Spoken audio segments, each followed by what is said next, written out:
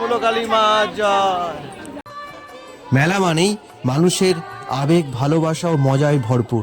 আজ গিয়েছিলাম কাপুরপুর গ্রামে জাগ্রত ঐতিহ্যবাহী মূলকালীর মেলা। এই মেলা গ্রামের মানুষের মধ্যে থাকে বিশেষ উৎসাহ। মেলায় প্রচুর মানুষের সমাগম হয়। মা খুব জাগ্রত। কথিত আছে মার কাছে কেউ হৃদয় থেকে কিছু চাইলে মা তা শোনে। এখানকার মায়ের পুজো দেওয়ার বিশেষ রীতি হলো মূলো দিয়ে মাকে পুজো দেওয়া, তাই মূলকালী মা বলে পরিচিত। দীর্ঘ লাইন অতিক্রম করে তবে মায়ের কাছে পুজো দেওয়া যায়। এই দুটো দিন দূর দূরান্ত থেকে বহু মানুষ মায়ের ভক্তির টানে পুজো দিতে আসেন। মায়ের মন্দিরের পাশেই যে প্রাঙ্গণ আছে তাতে বিভিন্ন দোকান বসে।